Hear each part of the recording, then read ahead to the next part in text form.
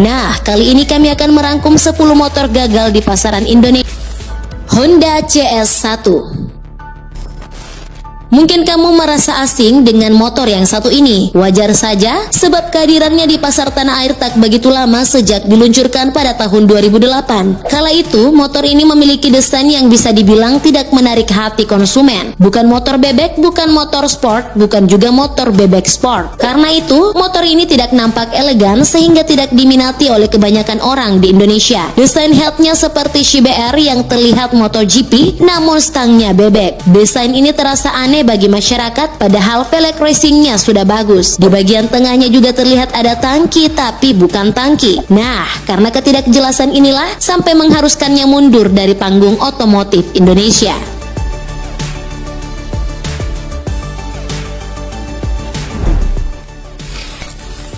Honda Kirana.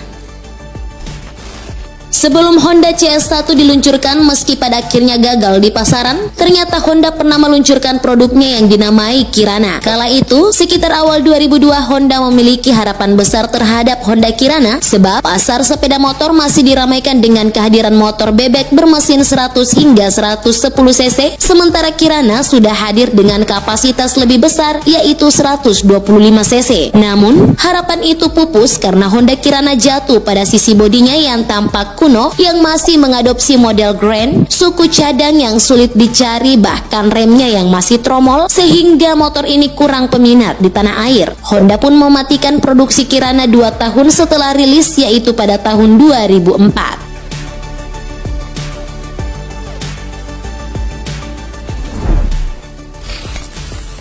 Honda Karisma. Setelah gagal dengan produk Kirana, Honda lalu bangkit secepat mungkin dengan membuat proyek baru di tanah air. Masih dengan mesin 125 cc-nya, Honda meluncurkan Karisma yang kemudian dilengkapi dengan sistem pengereman cakram dan desain yang lebih modern. Tak hanya itu, Karisma hadir dengan banyak inovasi, bahkan indikator bensinnya sudah digital saat motor-motor yang lain masih menggunakan indikator jarum. Namun motor ini hanya bertahan 3 tahun sebelum disuntik mati oleh pabrikan. Bodi bongsor apalagi pada bagian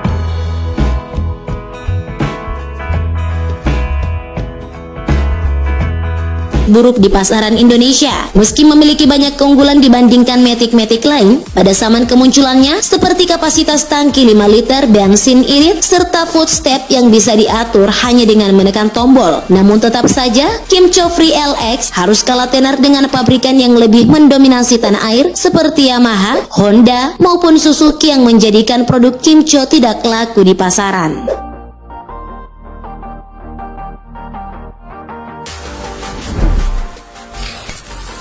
Suzuki Spin. Pabrikan otomotif Suzuki juga pernah gagal dengan motor yang diluncurkan di Indonesia yang dinamai Suzuki Spin. Spin sendiri merupakan skuter otomatis produksi dari Suzuki Indomobil di Indonesia. Diluncurkan pada tahun 2006 sekaligus mengantisipasi kepopuleran skuter otomatis di pasar sepeda motor di Indonesia. Namun sayang, Suzuki Spin harus dihentikan produksinya pada tahun 2011 dan digantikan oleh Suzuki Next. Keruntuhan produk ini kalah saing dengan Yamaha Mio, Yamaha Novo, dan Honda Vario yang sedang hits saat itu.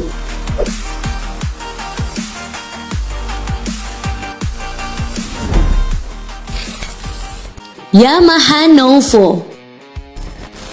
Meski sempat mengungguli Suzuki Spin, produk yang bisa dibilang sebagai embahnya motor matic ini juga harus menelan nasib pahit di pasar Indonesia. Meski telah diproduksi sekitar tahun 2002 dengan versi standar, tahun 2004 dengan versi sporty, di tahun 2005 versi Novo Z, Yamaha harus menyuntik mati produk Novo tahun 2007 karena sudah tidak laku. Selain itu, kurangnya pengetahuan masyarakat Indonesia dengan motor matic kala itu juga menjadi alasan lengsernya motor ini di panggung otomotif tanah air. Menariknya adalah setelah proses produksinya dihentikan, motor ini malah jadi buruan para kolektor karena motor tersebut dianggap memiliki bentuk yang unik jika dibandingkan dengan yang lainnya.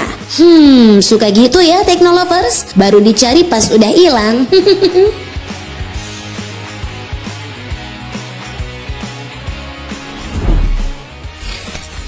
Suzuki Arashi 125.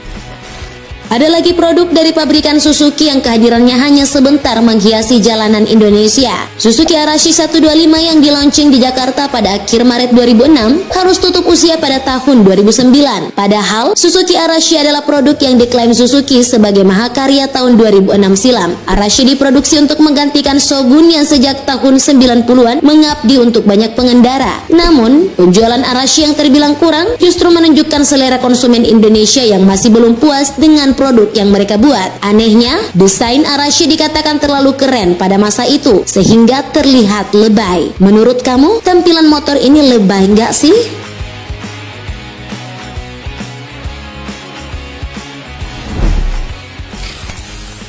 Kawasaki H.